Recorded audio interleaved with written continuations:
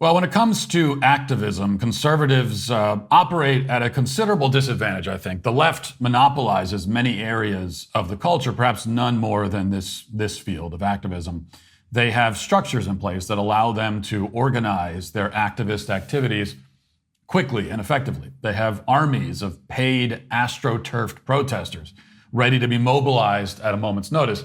They have, of course, the entire corporate media in their pocket, always there to promote their efforts, drive attendance, and then give their events glowing news coverage after the fact. But their greatest advantage, which is perhaps a consequence of everything I just listed, is that leftists in general are more prone to get involved in activism in the first place. It comes to them more naturally, I guess you could say. Conservatives are far more reluctant to get involved in these sorts of things, either because they don't see the practical benefit of it, or because they're worried about the blowback, or because the whole idea is just too weird and foreign to them, or some combination of these. The end result is that activism is a weapon, an extremely effective weapon, wielded almost exclusively by one side of the ideological divide. The major exception is the pro-life movement, which does manage to hold a massive march once a year. But outside of that, activism on the right tends usually to be a small, disjointed affair. I'm well acquainted with these challenges, having been involved in right-wing activism over the years. And it was front of mind a few weeks ago when we announced our plans to hold a rally in Nashville calling for an end to child gender transitions, otherwise referred to more appropriately as child mutilation. It's a considerable risk to put together an event like this in the cultural context just described. The most disastrous and embarrassing possible outcome is that only a couple hundred people show up. And then the problem is that you end up making a statement very much contrary to the one you set out to make. You wanted to show that lots of people support this idea, but then only a few people are there, and it doesn't really work out. Many conservative rallies and marches have suffered such a fate. And not necessarily because there aren't many people who agree with whatever they're rallying around, but just because of the reasons I already listed, that they aren't showing up. So it's a risk, but it was a risk worth taking. And I'm happy to report now, in hindsight, that the risk did pay off in a big way for us. So we held our rally outside the Capitol here in Nashville on Friday. According to the official estimates from the local police, we ended up with a crowd of around 3,000 people. Now, I can tell you that I was hoping for at least 1,000. I would have been very happy with 1,500. We doubled that threshold in spite of the built-in obstacles. It was an enormously successful event, made all the better by the compelling speakers we had on hand: Dr. Colin Wright, Tulsi Gabbard, Chloe Cole, Scott Nugent, Robbie and Landon Starbuck, Senator Marsha Blackburn, among plenty of others, all delivering powerful defenses of truth and powerful defenses of our children. So we had two primary goals for this rally. One was to further inspire our state lawmakers to follow through legislatively and to legally ban child mutilation in our state. Having spoken to a number of them backstage at the rally, I can report that, they were officially inspired and very impressed. So that part worked out. I'm confident that the law will get passed very quickly in this state once the legislature is back in session, which will happen in a few weeks. The other goal was to spark a movement that would extend beyond Tennessee and inspire people across the country to stand up against this madness. And when I say stand up against it, I mean to take to the streets, to make themselves visible, to show up physically, not just on the internet. And I think we were successful in that regard too, but of course, only time will really tell the full story. There certainly more needs to be done to turn this into a national movement. You can't accomplish that with one rally, of course, and I intend to stay very much involved in that effort as we go across the nation. I don't think of myself as someone that was born to be an activist. There's some people who seem that way. I don't see myself that way. It's not something that I ever felt myself especially suited for, but someone has to help lead this charge. And at least for now, it seems that job has fallen to me. So be it. Wasn't all sunshine and roses, though. We knew the left would do their best to sabotage and derail our efforts, and so they did. Leftist counter-protesters were there on Friday. Some of them certainly of the paid variety. Some were armed Antifa members in tactical gear, so they were there.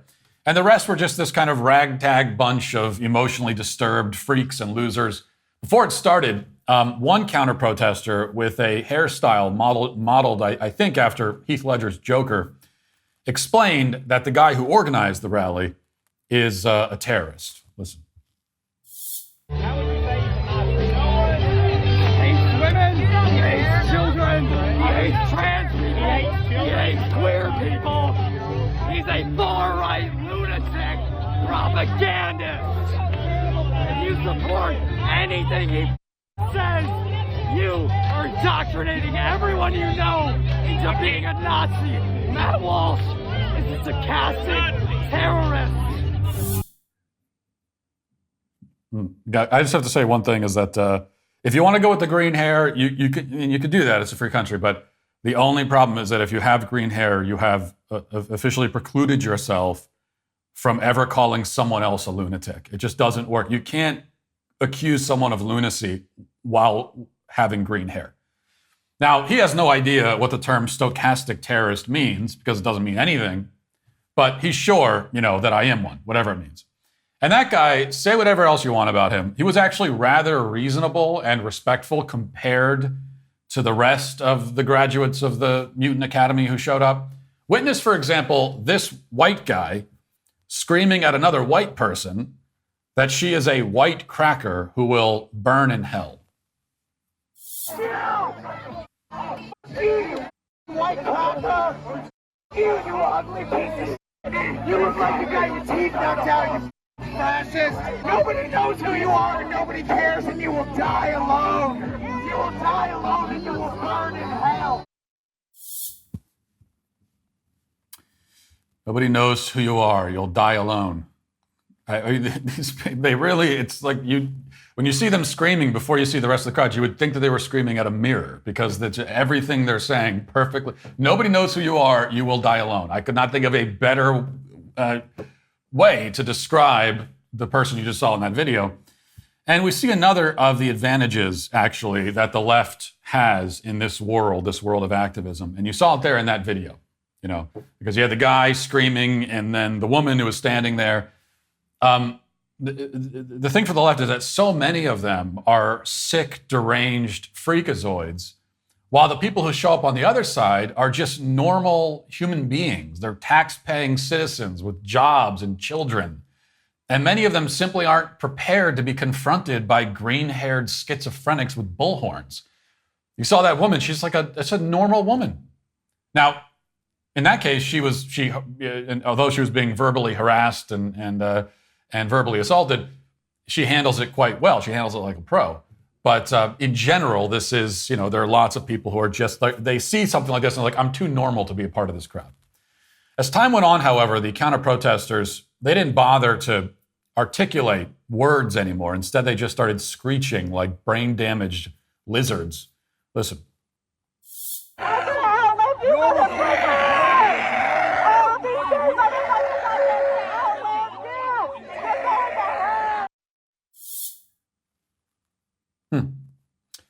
He makes a compelling argument, you have to admit, but not as compelling as this crew.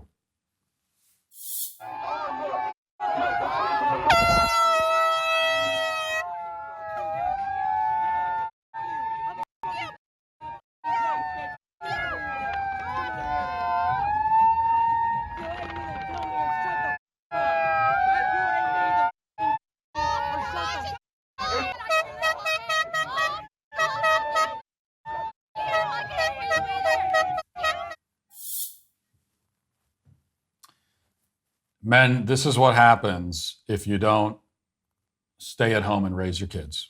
Right there. That's what happens. You want your kids to turn into that? You want to be disgraced and ashamed for the rest of your life because that's what your children turned into? Now, they carried on with this routine during the event, trying to drown out the speakers and prevent us from being heard. At most rallies and marches, especially if it's for a leftist cause, counter-protesters have to stand off around the perimeter so that the group that obtained the permit for the space can hold their event. That's part of the whole point of getting a permit, which we did. But for our rally, for whatever reason, the city allowed the leftist trolls to come right into the middle of the crowd with bullhorns and sirens and vulgar chants and all the rest of it. They continued for the entire event, even when, for example, Chloe Cole got up to speak. She's an 18-year-old detransitioner who came to share her own experiences, her own rather horrifying experiences with gender transition. She's a victim of medical malpractice and came to talk about that. The leftist trolls in the crowd responded by chanting "F you fascist" the whole time she was speaking to a traumatized 18-year-old girl. Now, Chloe continued on, I think, heroically, unfazed. None of our speakers were rattled or flustered by the commotion, and we all managed to be heard above the demonic shrieking. In fact, as I said from the stage on Friday, in the end, I have to be grateful that the disgusting hellspawns did show up, because it provided exactly the kind of contrast that I want people to see. On one hand, you have normal, decent Americans of all ages and demographics speaking out against one of the great atrocities of our time. And on the other hand, you have a bunch of screeching goblins who have no argument to present, no point to make, and are only interested in silencing the other side by whatever means necessary. So it's up to each member of the public to decide whose side they want to be on. So you see that footage, you decide who do you want to line up with. Of course, it is after the event that the leftist vultures really get to work. The freaks go home to their parents' houses and the media takes over. The media's first priority and favored strategy for something like this is to just ignore any conservative march or rally if they can. This is what they do with the March for Life. If 500,000 people are out there, they just pretend it didn't exist. And that's what they prefer, to simply pretend that it never happened and let its memory quickly fade away. But in our case, the event was big and loud and impressive enough that ignoring it was not an option. So they scrambled to plan B, which is to blatantly lie and mischaracterize. The Tennessean's article on the rally is representative, I think. Listen to this paragraph. This is what's in the article. Quote, "The so-called Rally to End Child Mutilation, an event organized by the conservative Daily Wire blog. This event drew a motley crowd of about 1,500 anti-transgender rights activists, pro-transgender rights activists, Proud Boys, people protesting circumcision, and a variety of other right and left-leaning political activists." Okay, so they call the Daily Wire a blog. They cut our crowd size in half. And then they pretend that the crowd was essentially an equal assortment of people on both the right and left. In truth, of course, we outnumbered the counter-protesters by probably 20-1, if not more than that. There are probably dozens of media reports about the rally, and nearly all of them use these same tactics. Another favorite strategy is this one by an AP reporter. She tweeted this along with the video. She says, "Very bizarre scene here in Nashville today. Matt Walsh, Tulsi Gabbard, Senator Blackburn, and other Republicans are scheduled to hold a rally calling to ban gender-affirming care for minors. Trans rights supporters are in the crowd. It appears country music is blaring to drown them out." She follows that with this odd claim. She says, "There's an argument to be made that this rally is really just to praise Matt Walsh." Yeah, I held a rally, the Praise Matt Walsh rally. No, that's not this event. We're doing that in 2 months. There's also, there's an argument to be made for that, she says. There's also an argument to be made that you are a political propagandist masquerading as a journalist, Kimberly. And the difference is that there's evidence to support that argument. But the main point is that Kimberly made sure to tweet footage of the crowd taken before the event started. And there's a lot of this on the left. They showed up like an hour and a half early, started taking pictures of the crowd an hour before it even started, and then said, "Look at this, there's hardly anyone here." At a time when, a half or 2/3 of the attendees hadn't showed up yet. And then as soon as everybody was there and the event was happening, you notice that they stopped tweeting pictures of the crowd. It's interesting how that works. Kimberly eventually published an article for the AP claiming, of course, that hundreds of people were there rather than thousands who were actually there. But she also, which the interesting thing is that in the article, she only mentions my name once as an aside while listing the speaker. She goes through the whole argument. At the very end, she says, "And there were other speakers there too, including Matt Walsh and yada yada." But on Twitter, she was convinced that the entire rally was about me, which is it. But, why should the propagandists pick one lie or the other? There's no reason to. You don't have to settle on one when you can have them all. That's the benefit of being a liar, I suppose. It's only if you care about the truth that you have to worry about things like consistency. But, lies, you can tell any lie you want. All in all, between the media's lies and the left's attempts to sabotage us, one message comes through loud and clear. And the message is that we are winning. Okay?